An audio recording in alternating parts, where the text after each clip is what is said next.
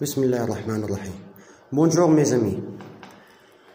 Inch'Allah, on va continuer notre texte. Inch'Allah, نكمل التكست بتاعنا. Luca continue son histoire. Luca بيكمل اللي كان بيقول. Mon jardin est très grand. Au sud, il y a un verger avec de nombreux arbres fruitiers, des pommiers, des pêchers, des poiriers, des abricotiers.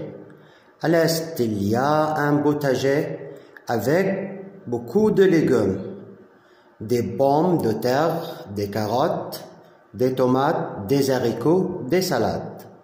Dans mon jardin, il y a aussi beaucoup de fleurs, des roses, des tulipes, des marguerites. Mes fleurs sont très belles. Maman dit que j'ai la main verte. Il y a beaucoup d'animaux qui vivent dans mon jardin. Des escargots, des fourmis, des chenilles, des papillons et bien sûr, vers de terre. Un jardin, c'est beaucoup de travail. Mais moi, j'adore ça, le jardinage. C'est ma passion. Si tu aimes le jardinage, tu peux correspondre avec moi. Écris au magazine à part ça. نقول من الأول. Mon jardin, my garden, est très grand, is very big, au sud.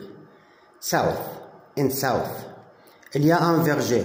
قلنا verger اللي هو مكان لزراعة قبل كده الأشجار والزهور والحاجات دي. Avec de nombreux عدد من arbres fruitiers أشجار الفواكه. Des pommiers تفاح. Des pêchers الخوخ. Des poiriers الكمثرى أو الجاز زي ما بتقولوا. Des abricotiers المشمش. Ça va؟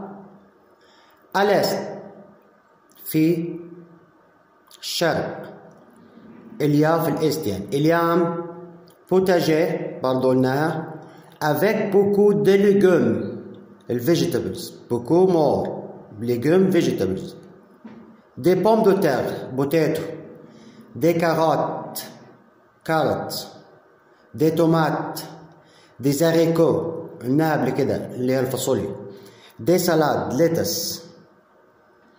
Dans mon jardin, in my garden, okay? Il y a aussi, there are also beaucoup de fleurs, كثير من الفلاورز.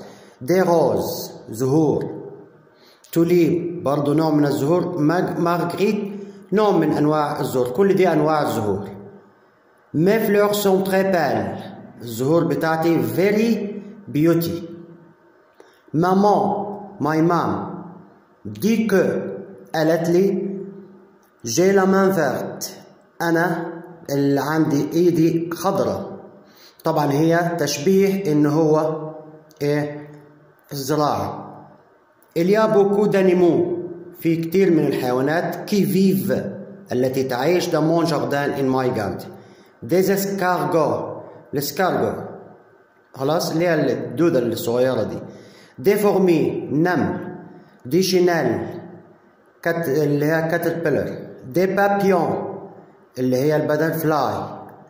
Et bien sûr وأكيد vers de terre اللي هي دودة الأرض أو دود الأرض. Un jardin حديقة c'est beaucoup de travail شغل كتير. Mais moi but me j'adore ça. I love so much this. ça معناها this بس بتيجي لغير العاقل.